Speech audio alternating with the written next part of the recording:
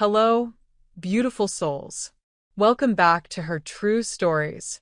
Before we dive into Amira's incredible story of justice and empowerment, I want you to know something important. If you're watching this channel, chances are you've dealt with toxic people who've tried to make you feel small, insignificant, or powerless. Maybe it's a family member who dismisses you, a colleague who undermines you, or someone who thinks your kindness means you're weak. Here's the truth they don't want you to know. You have more power than you realize. At any age, at any stage of life, you can reclaim your dignity and demand the respect you deserve. If you're ready to stop being a doormat and start being the architect of your own justice, smash that subscribe button and ring the notification bell. We're building a community of people who refuse to be walked on, and your story matters here. And if you've ever been told you're too old to start over, let me tell you, that's a lie. Your story isn't over, and you still have chapters left to write. Our best-selling book, Reclaiming Your Peace After Pain, is filled with simple, powerful steps to help you heal, rebuild, and fall in love with life again.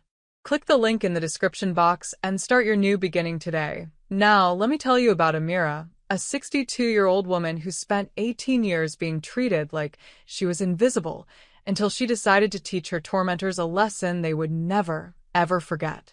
This story will show you exactly what happens when quiet strength meets calculated justice. Trust me, you won't see this ending coming. There are women who mistake kindness for vacancy. They look at a soft voice and think it means there is no spine beneath it, nothing but air and manners. For 18 years, Cassandra mistook me like that. But it wasn't until my husband's funeral that I understood the true depth of her miscalculation. The first Christmas after she married my son, there were two tables. Family at one, overflow at another. The place cards were done in a careful hand I didn't recognize, and on the overflow table, propped against the napkin of a stranger, sat a card that said, Amira H. It was the only card with an initial. She smiled at me from the main table like a hostess who had solved a seating problem. I smiled back and ate my dinner with the caterers in the kitchen. The salmon was dry, but the lesson was not. Years behave like tide when you're excluded. They keep coming. Birthdays you hear about from a neighbor. A christening photograph that appears on the internet with a caption that reads, All the people who matter. The first time I tried to correct it, my son texted, Mom, please don't make it weird. I stopped trying to correct it. I started counting instead. I counted the silences. I counted the thank yous that were never said. I counted the rooms I stepped around in my own mind so I wouldn't bruise. By the end of year 10, I could tell you what exclusion tasted like. By year 15, I'd learned that silence wasn't absence, it was preparation. The exclusion had a particular architecture. Wedding invitations that arrived 2 days after the ceremony. Holiday photographs where I'd been cropped out with surgical precision. Phone calls that went unanswered until I stopped making them entirely. My son, David, became a ghost who sent guilty texts on my birthday and forgot to call on Mother's Day. But it was my husband James's funeral that clarified everything. I sat in the front row, where widows belong, watching our friends and family file past his casket. Cassandra held court near the guest book, accepting condolences like she was the chief mourner. When my elderly aunt approached to sign, Cassandra actually redirected her. Oh, family signatures are in the book on the left, she said sweetly. That one's for close friends.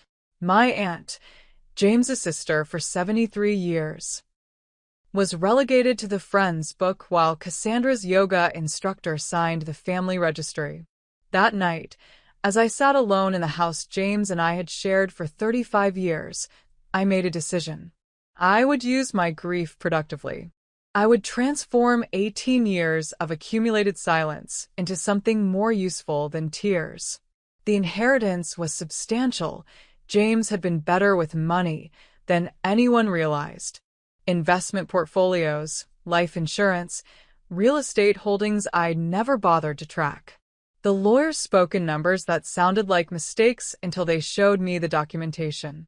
You could buy a small country, my attorney joked, the same thing he'd said for years. But this time, I wasn't thinking about countries.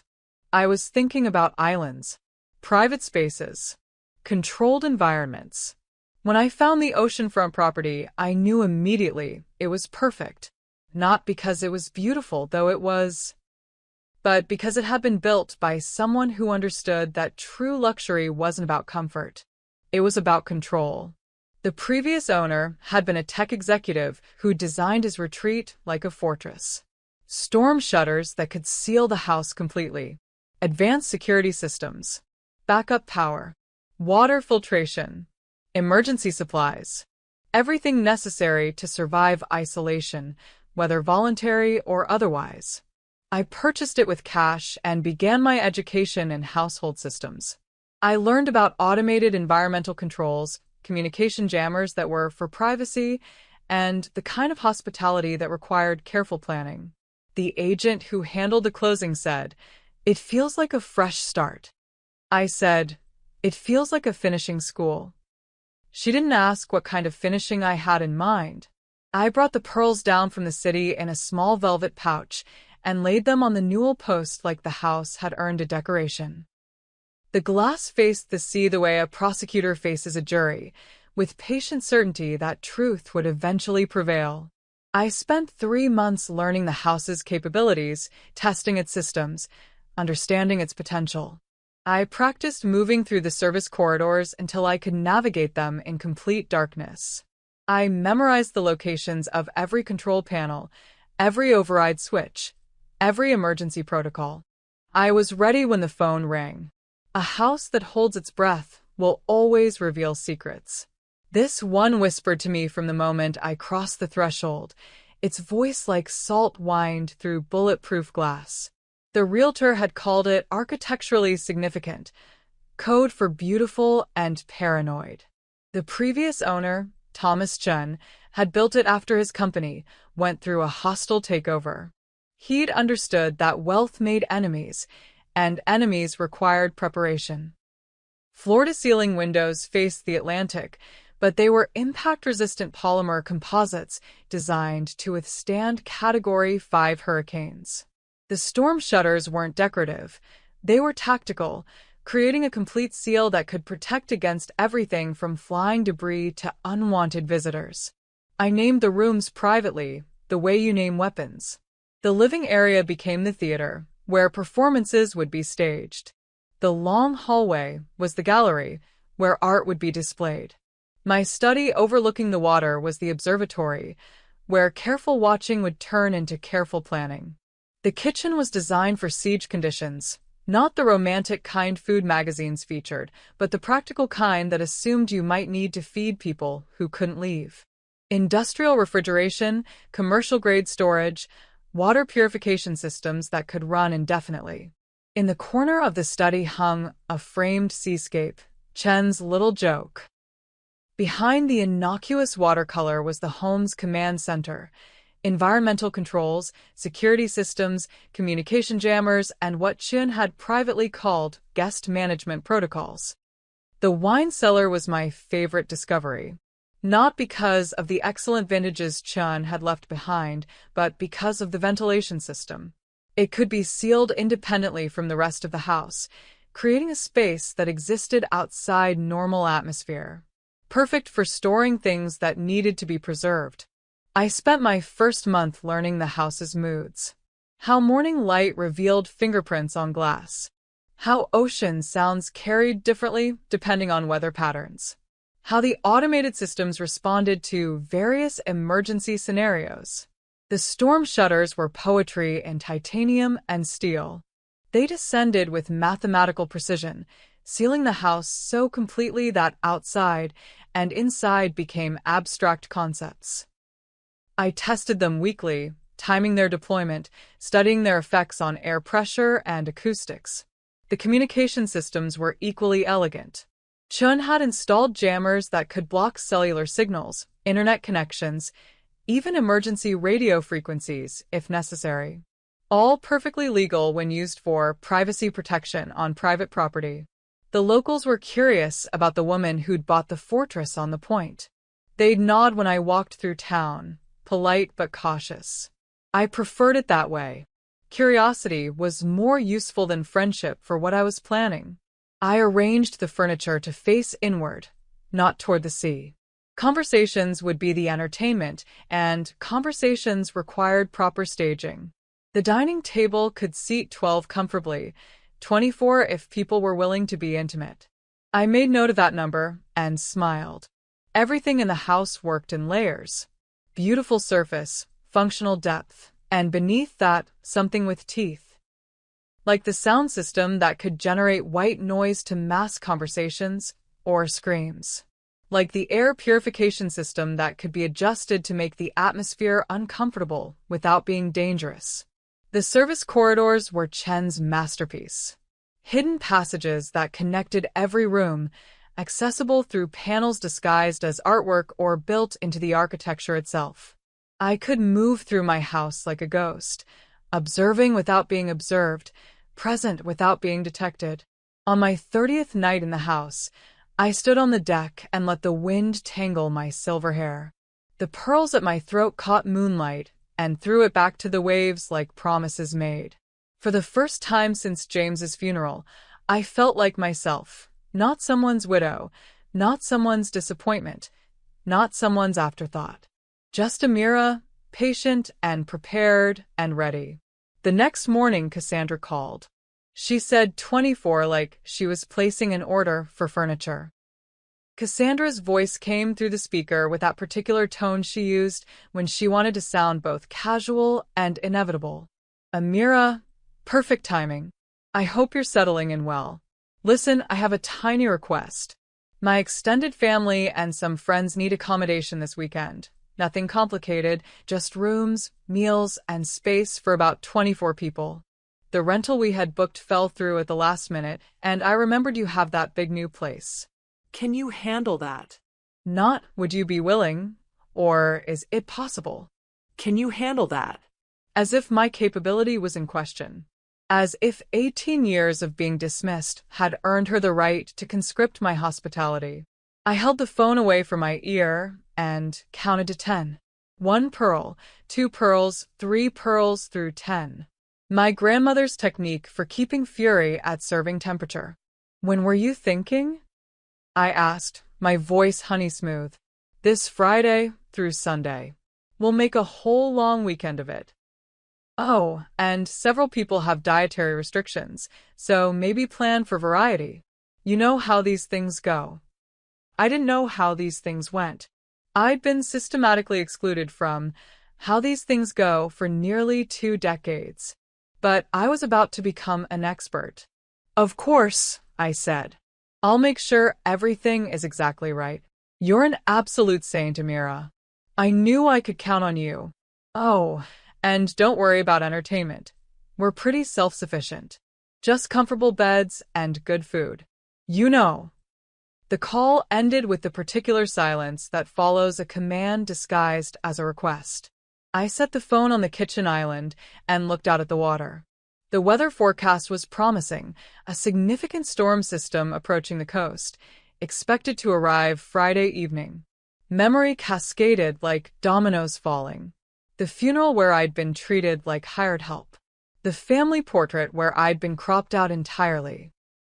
The Christmas, when Cassandra had asked me to help in the kitchen at my own son's house, then served dinner without inviting me to sit down. But this was different. This was Cassandra treating my sanctuary like her personal resort, my hospitality like a service she'd purchased. This was 18 years of contempt crystallizing into a single, perfect opportunity.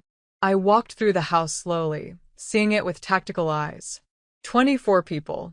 24 bodies that would need food, water, air, space. 24 people who'd chosen to follow Cassandra into my domain without ever asking if I wanted them there. In the study, I opened Chen's files. The previous owner had left detailed documentation of every system, every capability, every contingency protocol. I spread the materials across the desk like battle plans. The approaching storm was perfect cover. High winds, heavy rain, power outages expected throughout the region.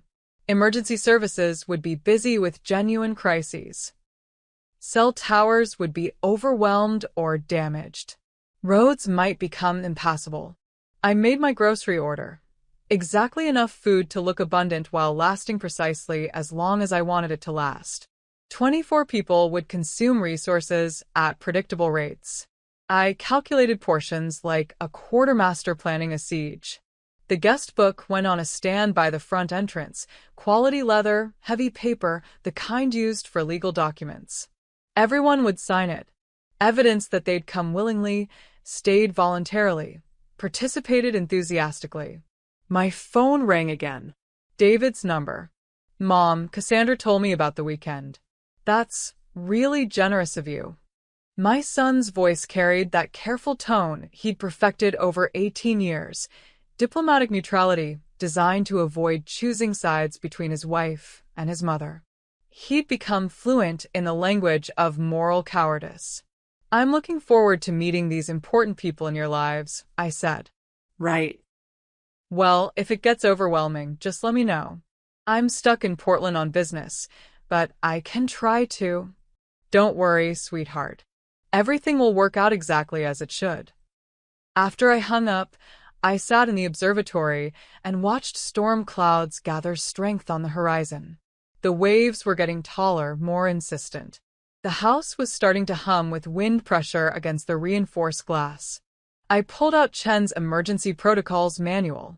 The lockdown procedures were designed for hostile takeovers, kidnapping attempts, home invasions, situations where the house needed to become a bunker. Once initiated, the systems created complete isolation. No one in, no one out, no communication with the outside world. Perfect protection from external threats. I smiled and turned to the section on manual override controls. 24 people had spent 18 years assuming I would accommodate their comfort while they ignored my existence. 24 people were about to discover that assumptions could be expensive when held by the wrong person. Friday was 2 days away. Time enough to prepare the perfect educational experience. I prefer my lists detailed, my contingencies thorough. Thursday morning brought the kind of deceptive clarity that promises storm. I walked the perimeter of my property at dawn, timing routes and testing sight lines. From kitchen to service entrance, 43 seconds. From front door to wine cellar, 1 minute 12.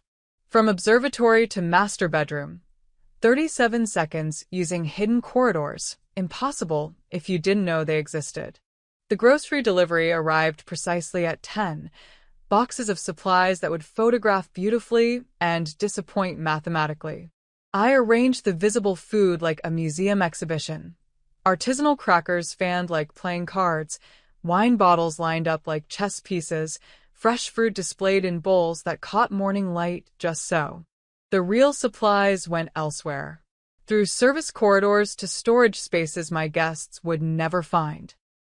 Enough to keep one person comfortable for 2 weeks, carefully insufficient to sustain 24 people for more than 36 hours. I tested every system methodically. Storm shutters. Deployment time 2 minutes 40 seconds. Complete seal confirmed. Communication jammers. Cellular blocked. Internet severed. Even emergency radio frequencies disrupted. Environmental controls. Air circulation adjustable. Temperature modifiable. Humidity controllable. The weather reports held steady. Major storm system. Landfall Friday evening. Winds up to 80 miles per hour. Widespread power outages expected. Emergency services already positioning crews. Authorities advising residents to shelter in place and avoid unnecessary travel. Ideal timing. I programmed the sound system with multiple audio environments. Ocean ambience to mass conversations. White noise to prevent eavesdropping. Complete silence to amplify psychological pressure. The controls were accessible only from the observatory, giving me complete authority over the house's acoustic landscape. The wine cellar required special attention.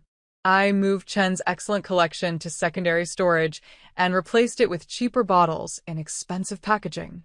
When desperate people started drinking strategically, I wanted to control what was available for consumption.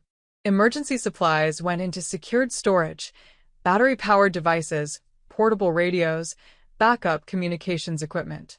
Not to help my guests, but to ensure I maintained contact with the outside world while they remained isolated.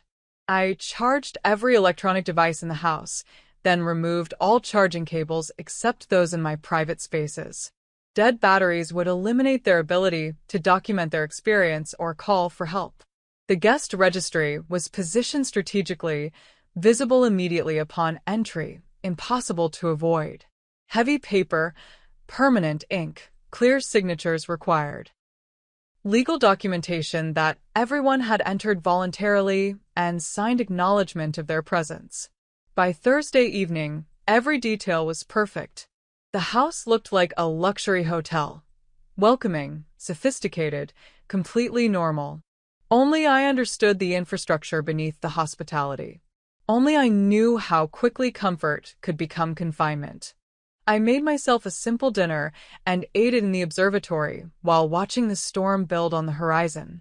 The waves were already aggressive, white-capping with warning. The air had that electric quality that precedes violence. My phone buzzed. Looking forward to tomorrow. Everyone's so excited to see your new place. You're an angel for hosting. See, an angel. After 18 years of being treated like hired help, she thought one weekend of service made me celestial. I touched the pearls at my throat and smiled. Angels, in biblical terms, were often instruments of judgment. And judgment, unlike mercy, didn't require forgiveness to be effective. That night, I walked through the house one final time, checking every lock, every sensor, every control. Tomorrow would bring 24 people who'd assumed my kindness was unlimited and my patience was permanent. Tomorrow, they would learn about assumptions. I set multiple alarms and reviewed my timeline. The lockdown would begin exactly at midnight Friday, giving them 12 hours to settle in and claim ownership of my space. The storm would provide natural cover for the next phase. By Sunday evening, they would understand the difference between a guest and an intruder. The last thing I did before bed was test the service corridor locks. All secure. Tomorrow, I would be the only person who could move through the house undetected. Tomorrow, I would finally have the advantage I'd been denied for 18 years. The ocean outside my window sounded patient. Like me. Luxury vehicles look like predators when they hunt in packs. Friday afternoon brought a convoy of German engineering up my crushed shell driveway. I watched from the observatory as doors opened and people emerged with the particular confidence that comes from never having been told their presence wasn't wanted. Cassandra stepped out of a white Tesla like a general surveying conquered territory. She wore flowing linen that probably cost more than most people's rent and sunglasses that reflected my house back at itself in miniature perfection. Behind her came the supporting cast I'd been excluded from meeting for 18 years. Patricia, Cassandra's mother, sharp angles and sharper opinions, already surveying my property with appraiser's eyes. Luna, her sister, phone raised to document everything for social media consumption. Blake, her cousin, practically jogging toward my front door with the eager hunger of someone who'd never met a valuable object he couldn't evaluate. The extended crew was exactly what demographics would predict. Victoria filming herself walking up my front steps, narrating for Instagram about spending the weekend at this incredible oceanfront estate. Jessica carrying a designer tote bag that looked conspicuously empty, ready for strategic shopping. Harrison puffing his chest and commenting loudly about security vulnerabilities he'd identified during his 30-second perimeter scan. I opened the door before they could knock, my best hostess smile calibrated to perfection. "Welcome," I said, stepping aside with gracious authority. "Please, make yourselves completely at home." The phrase was carefully chosen. They would indeed make themselves at home. The question was whether they would enjoy the full hospitality experience I'd prepared. Cassandra kissed air near my cheek and walked past me like I was architectural detail. Gorgeous place, Samira. Kitchen must be this way. Everyone's dying to see your setup. They flowed into my sanctuary like tourists invading a museum, all loud appreciation and casual appropriation. I positioned the guest book prominently, holding out a quality pen. Just so I can keep track of everyone, I said with grandmotherly warmth. Most signed without reading, hasty signatures and printed names, legal documentation that they'd chosen to enter my home, accepted my hospitality, participated willingly in whatever experiences followed. Blake was already opening drawers, ostensibly looking for wine openers but clearly conducting inventory. Impressive square footage, he announced to no one particular. What did this run you? Enough, I said, watching Victoria pocket a hand-carved shell paperweight while she thought I wasn't looking. The afternoon proceeded predictably. They clustered around the visible wine, exclaiming over labels they'd probably Googled. They repositioned my furniture for better photos. They explored rooms like they were considering purchase rather than visiting. Where should we put our bags? Cassandra. Is there more wine in that cellar? Patricia. Does the Wi-Fi reach the guest bedrooms? Luna. Mind if I move this art for better lighting? Victoria. I answered each question with increasing precision. Yes, there's guest accommodation upstairs. Yes, there's additional wine in controlled storage.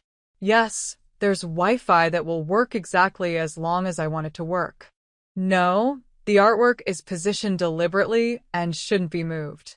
As afternoon became evening, they spread through the house like infection finding healthy tissue. I watched them photograph my bedroom, rearrange my living spaces for better conversation flow, and raid my visible supplies like they were stocking for siege. But I watched them more carefully than they watched anything. I memorized their hierarchies, their dependencies, their individual pressure points. Patricia needed alcohol to remain social. Blake needed to touch and evaluate everything he encountered. Victoria needed constant content creation. Luna needed to be the center of digital attention. Needs were leverage waiting to be applied. By 5 o'clock, they'd settled into the rhythm of people who belonged somewhere without having earned the right. Music played from someone's Bluetooth speaker. Wine flowed from my carefully curated selection. Laughter echoed off my expensive glass like mockery set to melody. I excused myself to prepare dinner, the kind of elaborate spread that would photograph beautifully and disappear quickly. As I worked, their conversations drifted in from the main rooms. God, living in a glass house like this. So exposed. I'd feel like an animal in a zoo.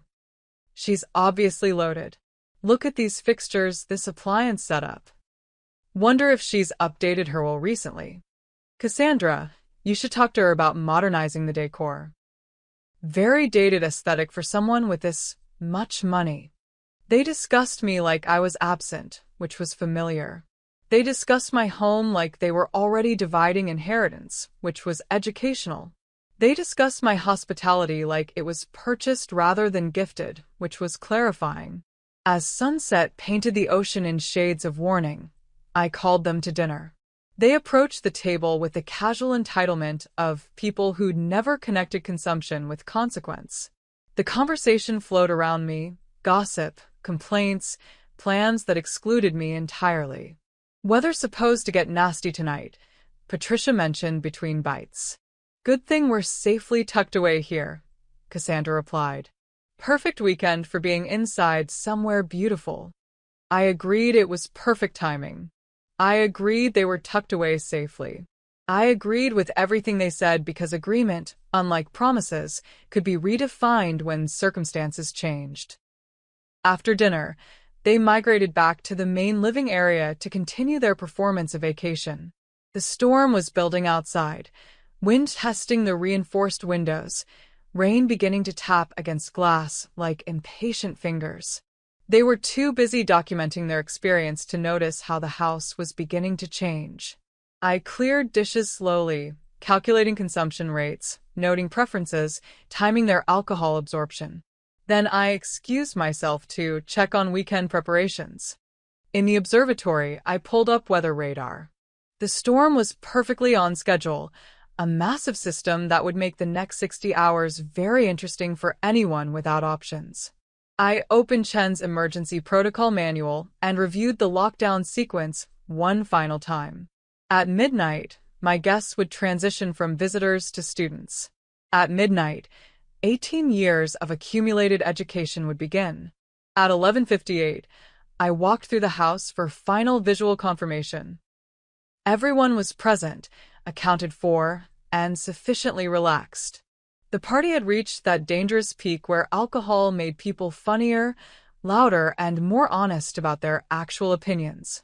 At 11:59, I returned to the observatory and removed the framed seascape from its hook. At midnight exactly, I initiated the educational protocol that would make this weekend unforgettable for everyone involved. The house began to hum. The hum was mechanical truth disguised as ambient sound. It started in the walls like blood starting to flow, barely noticeable at first, then undeniable as it spread through the house's circulatory system. The storm shutters began their descent with titanium precision, sliding down the floor-to-ceiling windows like slow-motion curtains closing on a performance that was just beginning. For 30 seconds, the party continued. Someone was telling an elaborate story about a disastrous vacation rental. Someone else was opening another bottle of my wine. Music continued playing from a Bluetooth speaker that was about to lose its connection to everything external.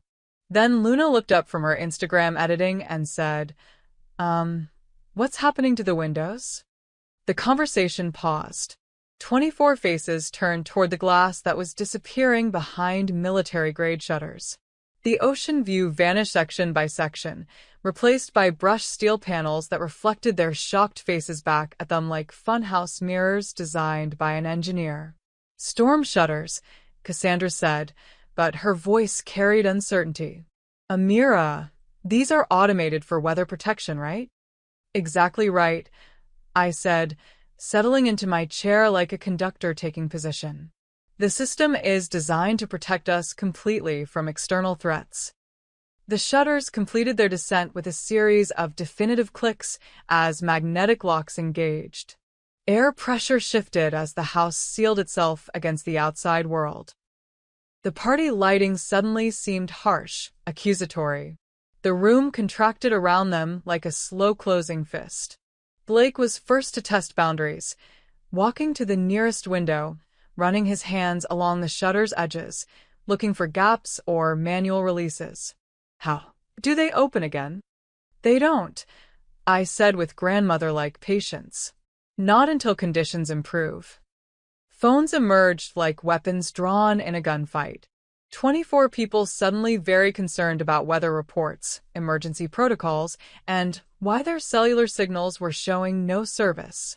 Probably the storm interfering with cell towers, I explained helpfully. Very common during severe weather events. The house's shielding is designed to protect against electromagnetic interference. Victoria was filming again, but her tone had shifted from excitement to nervous documentation. So, we're basically sealed in here until this passes? She tried to make it sound adventurous, but uncertainty leaked through her influencer training. Not sealed, I corrected gently. Protected. There's an important difference. Patricia walked to the front door with the confidence of someone who'd never been denied exit from anywhere. She turned the handle. The door moved half an inch, then stopped against the magnetic lock system that had engaged with the shutters. This is getting weird, Blake announced, waving his phone like a talisman. I'm getting 0 bars. Like, complete dead zone. The house functions as a Faraday cage during storm protocols, I explained with technical precision. Think of it as a luxury bunker with better wine. The murmur of concern was rising like tide. 24 people who'd assumed they could leave whenever convenient had just discovered that convenience was no longer available for purchase. Amira, Cassandra's voice cut through the growing anxiety. This is unacceptable. We need to be able to leave if we choose. What if there's an emergency? I looked at her with the same polite attention I'd given her commands for 18 years. What kind of emergency were you anticipating? The question hung in the air like smoke from an expensive cigarette. Because what emergency could there be? They had shelter from the storm.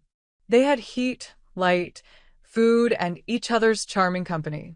What more could 24 uninvited guests possibly require? Medical emergencies, Patricia said, her voice rising toward panic. Heart attacks, injuries, medication needs. I have comprehensive first aid supplies, I replied. And everyone signed my health disclaimer form in the guest book. What health disclaimer? I gestured toward the guest registry they'd all signed without reading. Standard liability waiver. Legal protection for the host when guests engage in voluntary recreational activities. The silence that followed was educational. 24 people who'd signed documents without reading them were discovering that signatures had consequences. This is insane, Jessica said, her voice echoing off suddenly oppressive walls. You can't just trap people in your house. I haven't trapped anyone, I said with calm precision. You chose to come here. You signed my registry. You accepted my hospitality. I'm simply ensuring you received the complete weekend experience you requested.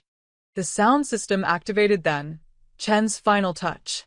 Ocean ambience flowed through hidden speakers, creating the artificial sound of waves and wind that masked any genuine noises from outside. The effect was both soothing and suffocating, like being inside a seashell that someone else controlled. Harrison tried the traditional male response. Physical intimidation. Look, lady, I don't know what kind of breakdown you're having, but this stops now. Open these shutters. Or what? I asked with genuine curiosity. The question deflated his bluster immediately. Or what, indeed? He could threaten me with violence, but violence would only confirm that he was the kind of person who threatened elderly women. He could demand legal consequences, but legal systems required communication with outside authorities. He could promise social retaliation, but social media required internet access. All his traditional tools of intimidation had been neutralized by circumstances beyond his control. The storm should pass by Sunday evening, I said helpfully. Weather services are predicting 72 hours of severe conditions. We have everything we need to wait it out comfortably. Cassandra's face had gone pale, but she was still trying to maintain control through familiar authority. When will the shutters open, Amira? I smiled and touched the pearls at my throat, my grandmother's pearls, worn by women who'd understood that patience was a form of power. When I determined that everyone has had sufficient time to reflect on their choices.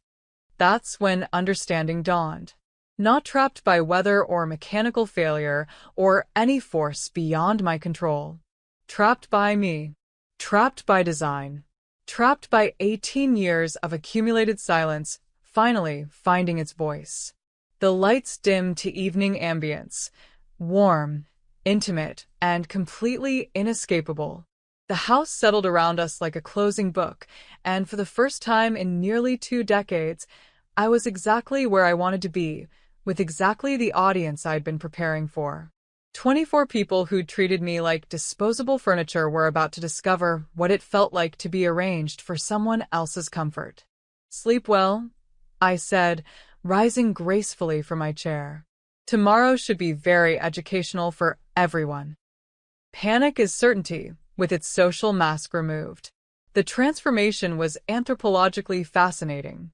Within 2 hours of lockdown, my uninvited guests had shed their party personas like expensive clothing that no longer fit the climate.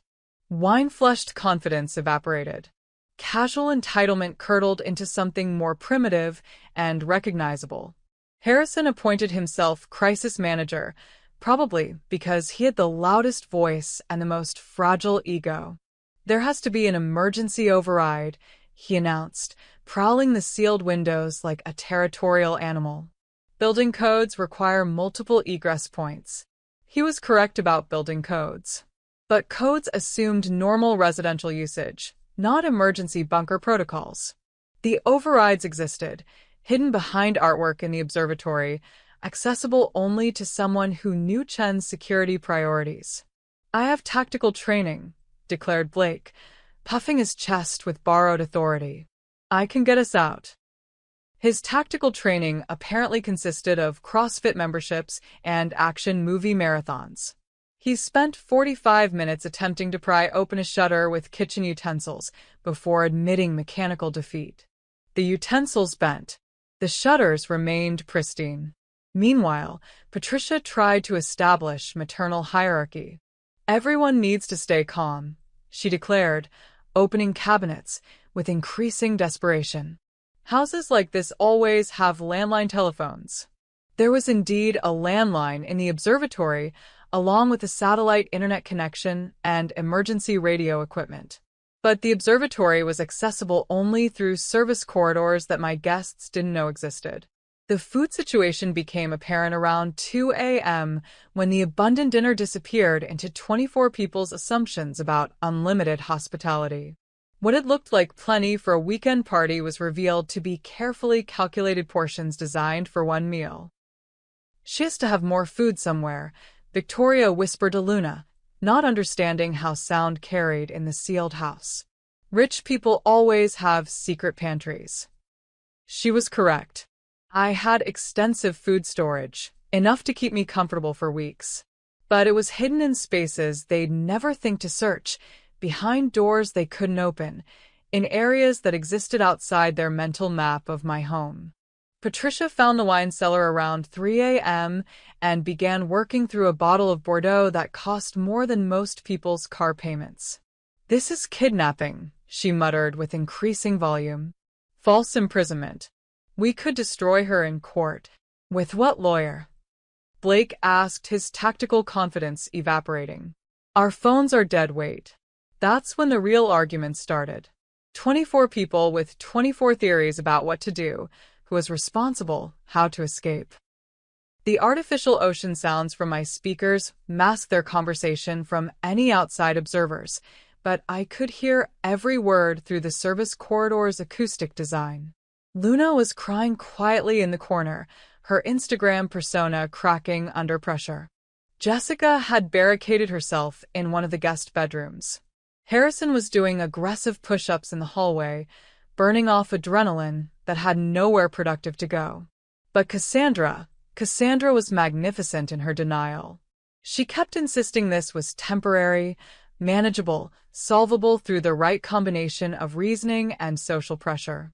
She'd built her entire identity around the assumption that problems could be talked away or intimidated into submission. She was about to learn that some problems had been waiting 18 years for the perfect moment to introduce themselves.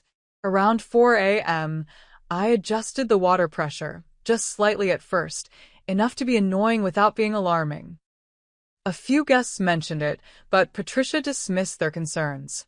"Old houses have quirky plumbing," she said, as if my year-old smart home was some Victorian mansion with character flaws. The water wasn't quirky. It was controlled like everything else in my environment. The fluctuations were intentional, a gentle reminder that their comfort existed entirely at my discretion. By dawn, exhaustion had set in. 24 people who'd expected luxury accommodations were sleeping on couches and floors, competing for blankets and pillows like refugees from their own entitlement. The party guests had become inmates, and their hostess had become something they'd never bothered to understand. Scarcity reveals character like heat reveals invisible ink. Saturday morning brought clarity in ways I'd anticipated, but they hadn't prepared for. As reality settled over them like a weight they couldn't shift, my guests began displaying their authentic selves. And those selves were uglier than their social media profiles suggested. The food crisis reached critical mass by noon. Blake had inventoried the visible supplies and performed calculations everyone had been avoiding. "We'll be out of food by tonight if we keep eating like this," he announced. "We need rationing protocols." "Who appointed you quartermaster?" Patricia snapped, clutching a box of artisanal crackers like treasure. "I'm not letting some random relative dictate my meals." "Random?" Blake's voice rose with wounded privilege. "I'm trying to manage our survival while you're hoarding crackers like a doomsday prepper." The facade of civilized people cracked open, revealing the animal desperation underneath. Luna accused Jessica of hiding food in her room. Harrison accused Victoria of wasting water on cosmetic purposes. Cassandra accused everyone of not understanding the severity of their situation. I observed from hidden vantage points, moving through service corridors like an anthropologist studying specimens. The breakdown of social order was textbook predictable: denial, bargaining, anger directed horizontally instead of vertically toward the actual source of their powerlessness.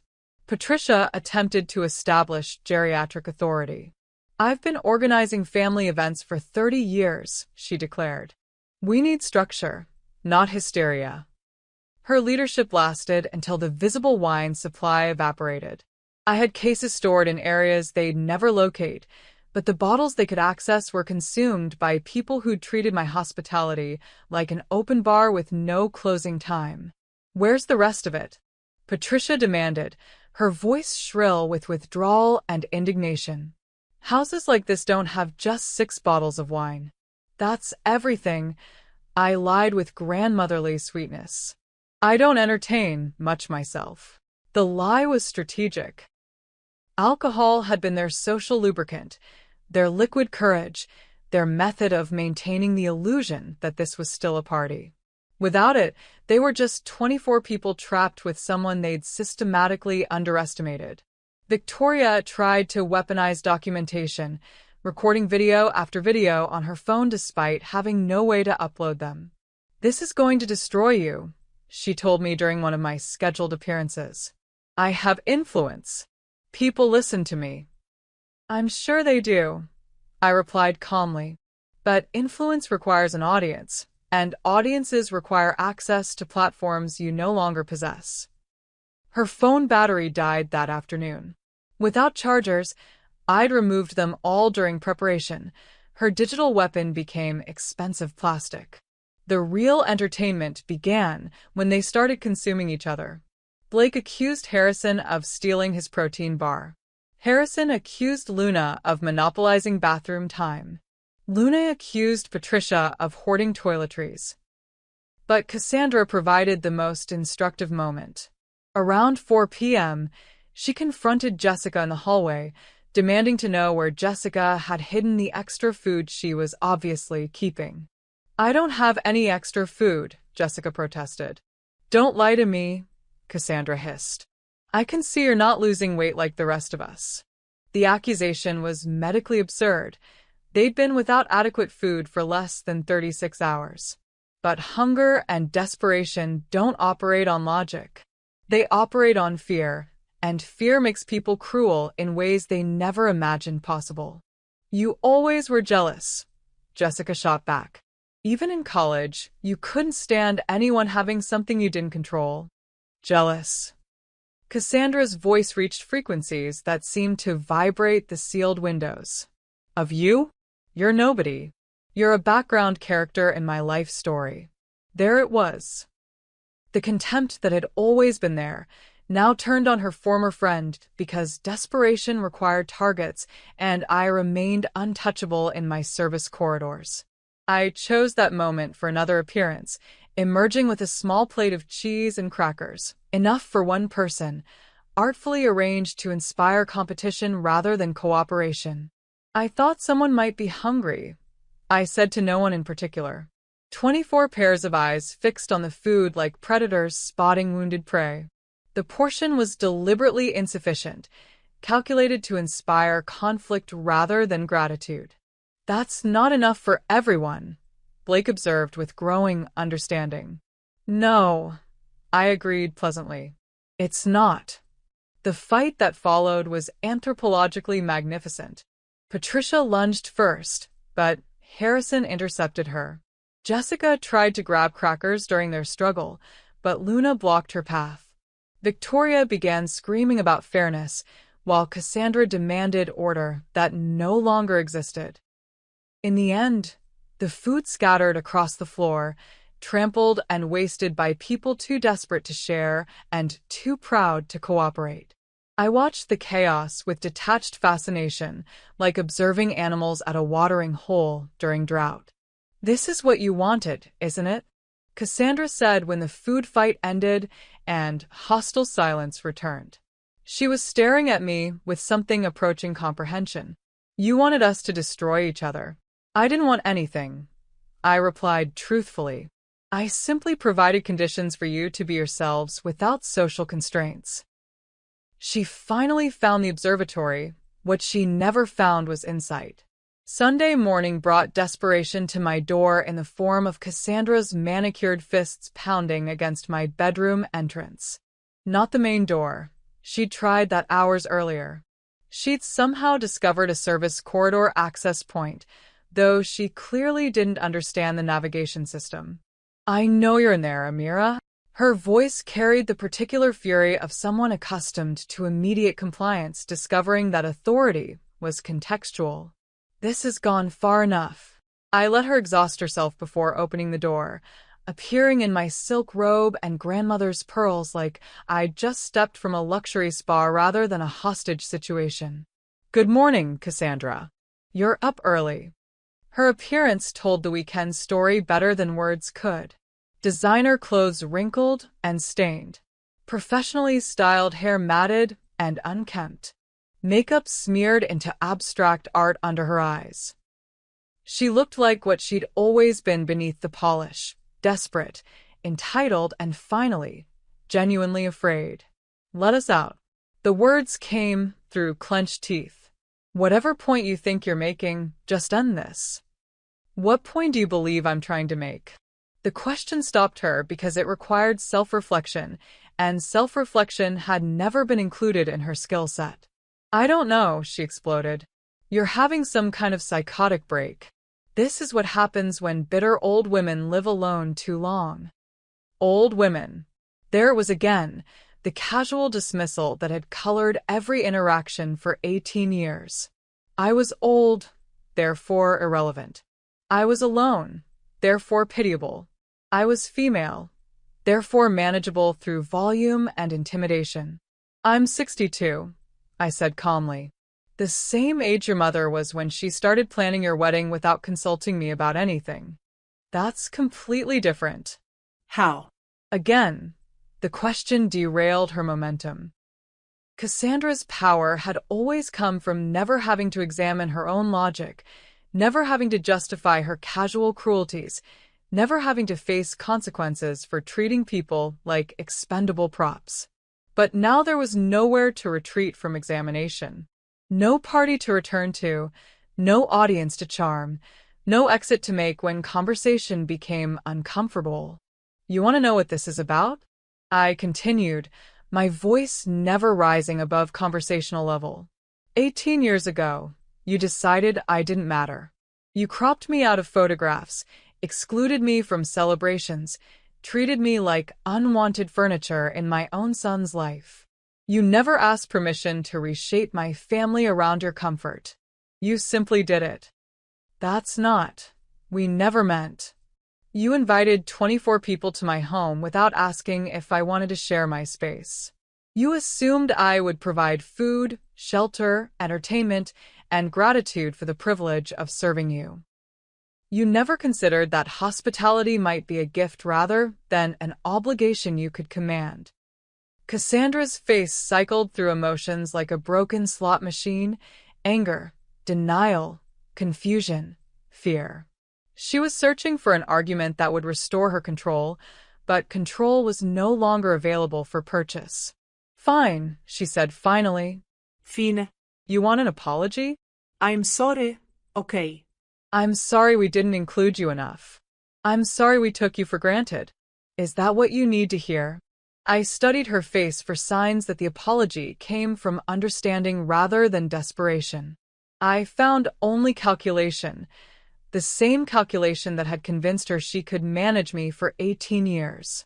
What I wanted, I said, was to hear my own voice in my own home, speaking to people who chose to listen rather than people forced to listen.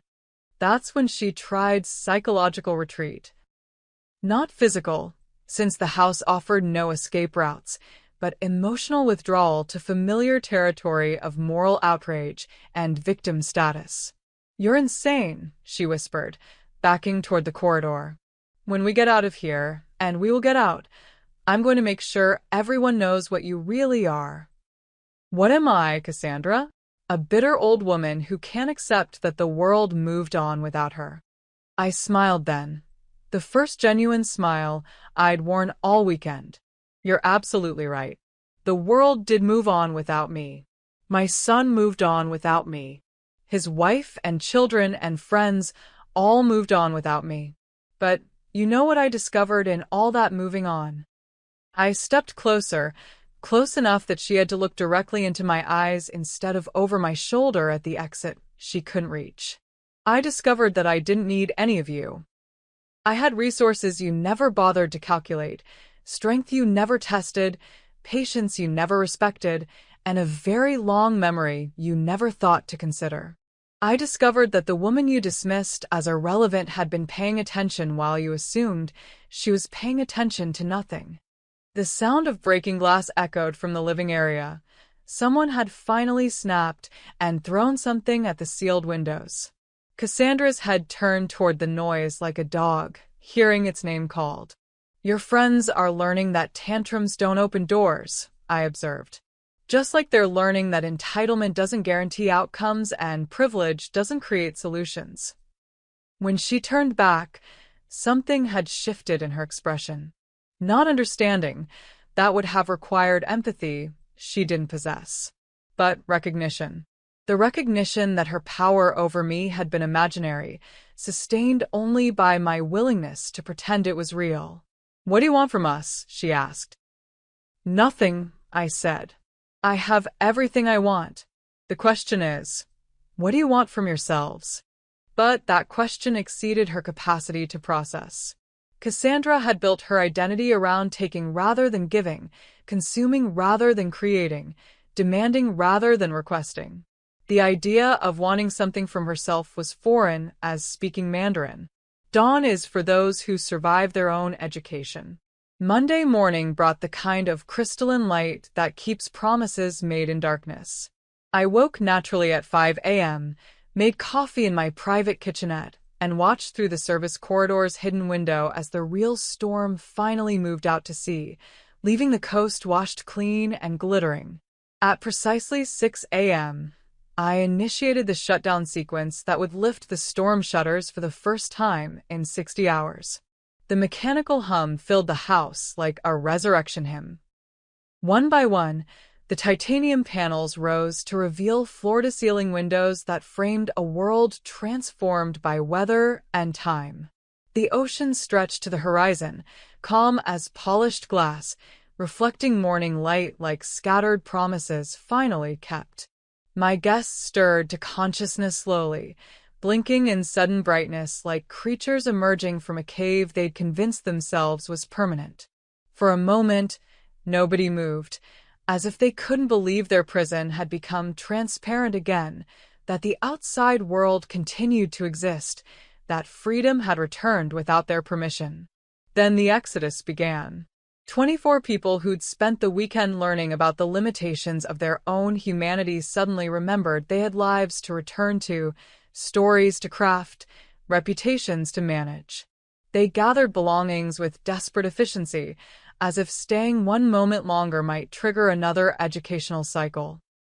I positioned myself in the kitchen, sipping coffee and wearing the same serene expression I'd maintained throughout their visit. They flowed around me like water around stone, avoiding eye contact, avoiding conversation, avoiding any acknowledgement of what had transpired between us. Patricia was first to reach the door, designer luggage in one hand and dignity in tatters. She paused at the threshold, looking back with something that might have been understanding if she'd been capable of that particular emotion. "Thank you for your hospitality," she said quietly. The words carried weight they'd never carried before. I nodded graciously. "You're welcome." I hope everyone found the experience educational. One by one, they filed past toward the exit, each offering their version of gratitude or farewell. Some mumbled appreciation. Some avoided words entirely. A few managed actual eye contact. But Cassandra lingered. She stood in my foyer with expensive luggage and rumpled dignity, looking like someone who'd lost something she couldn't name. When the last guest cleared the doorway, she turned to face me directly. "I don't understand what happened here," she said. "Yes, you do," I replied. "You just don't want to understand it." She opened her mouth to argue, then closed it again. For perhaps the first time in our 18-year relationship, she was actually listening instead of waiting for her turn to speak. "You wanted to know what powerlessness felt like," I continued. "To be dependent on someone else's generosity. To discover that your comfort existed at another person's discretion. You wanted to understand what it meant to have no control over your circumstances, even if you didn't realize that's what you were asking for." Cassandra's face showed emotions I'd never seen her display: confusion, recognition, something that might have been shame if she'd been capable of it.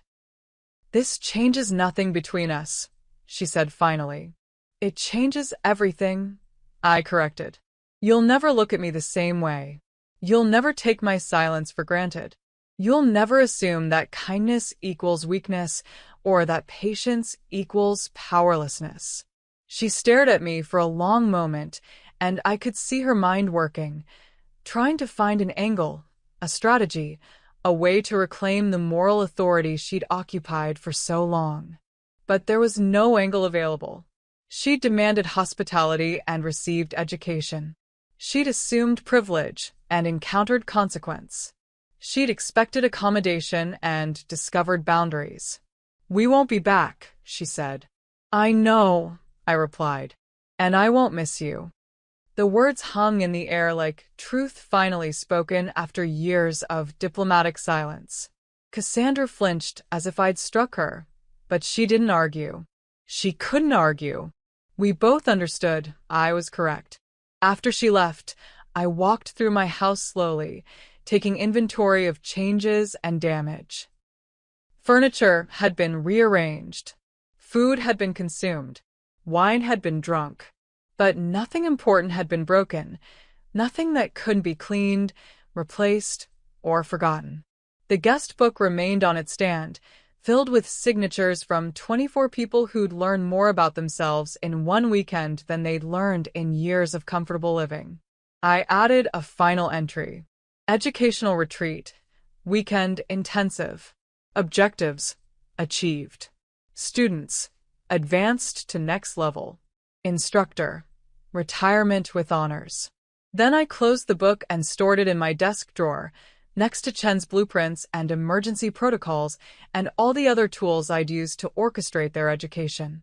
Cleanup took most of the morning. I worked methodically, restoring my sanctuary to its pre-invasion state. Fresh linens, restocked pantries, clean surfaces. Everything perfect again. Everything mine again. By afternoon, the house felt like itself. Spacious, bright, peaceful, filled with ocean light and the sound of waves that belonged to everyone and no one. I made lunch and ate it on the deck, watching seabirds hunt while the sun warmed my face. My phone buzzed. "Mom, Cassandra said the weekend went well. Thanks for hosting everyone. You're incredible. David." I deleted the message without responding. Some conversations belonged to the past, and some relationships existed only in the spaces between what people said and what they understood. That evening, I walked the Strand barefoot, letting salt water wash over my feet while the tide erased footprints left by weekend visitors. The pearls at my throat caught the last sunlight and threw it back to the sea like promises fulfilled. I thought about the book I would write, not a memoir, but a guide for women who'd spent years being underestimated, overlooked, and undervalued. A handbook for those who'd learned that patience wasn't passive, that silence could be strategic, and that the most elegant revenge was simply allowing people to reveal their authentic selves when they thought no one important was watching. The title came to me as I reached the rocky point where my property ended and the wild shore began. The art of strategic hospitality, teaching grace through natural consequences. Tomorrow I would call my attorney and ensure my property deed included specific language about guest rights and host responsibilities. I would upgrade my security systems and install additional monitoring capabilities. I would prepare for the possibility that other entitled people might someday mistake my kindness for availability.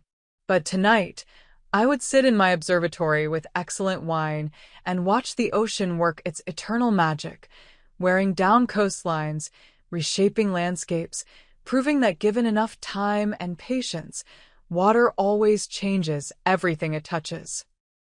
Just like truth eventually transforms everything it encounters, even when it takes 18 years to find its voice. The house settled around me like a satisfied sigh, and for the first time since David's wedding, I felt completely, perfectly, unshakably at peace. At last, the house had taught them how to keep a promise. And that's how Amira transformed 18 years of silent suffering into one weekend of perfect justice. She never raised her voice, never lost her composure, never stooped to their level. She simply created conditions where her guests could show the world exactly who they really were, and they did. Here's what I love most about Amira's story. She didn't wait for someone else to give her permission to demand respect. She didn't apologize for having boundaries. She didn't try to be the bigger person by accepting unacceptable behavior. At 62 years old, she decided her peace was worth more than their approval, and she acted on that decision with surgical precision. If this story resonated with you, if you've ever been dismissed, excluded, or treated like you don't matter, I want you to know that Amira's strength lives inside you too. You don't have to accept disrespect from anyone, no matter how they're related to you or how long you've tolerated their behavior. Our book, Reclaiming Your Peace After Pain, is filled with real strategies for building the kind of unshakable confidence that Amira discovered. It's not about becoming cruel or vindictive. It's about becoming so secure in your own worth that other people's opinions can't touch your peace. Whether you're dealing with toxic family members, manipulative friends, or anyone who thinks they can walk all over you, this book will show you how to reclaim your power with dignity and grace. Click the link in the description right now and start building the life you deserve. Don't wait for the perfect moment. Amira didn't. She saw an opportunity and she took it. Your opportunity is right here, right now. Now I want to hear from you. What's the most elegant revenge you've ever witnessed or experienced? Have you ever had to deal with someone like Cassandra, who treated you like you were invisible? Drop your stories in the comments. This community is here to support each other, and your experience might be exactly what someone else needs to hear. If you believe that kindness is not weakness, that boundaries are not cruelty, and that some people need to learn respect the hard way, give this video a thumbs up. Subscribe for more stories of people who refuse to be walked on, and hit that notification bell because trust me, we have more incredible tales of strategic justice coming your way. Remember, you're never too old to start over, never too quiet to demand respect, and never too kind to enforce consequences. Sometimes the most powerful thing you can do is stop explaining yourself to people who are committed to misunderstanding you. Your voice matters. Your boundaries matter. Your peace matters more than their comfort. Until next time, stay strong, stay strategic, and never forget, the best revenge is living so well that your enemies become irrelevant to your happiness.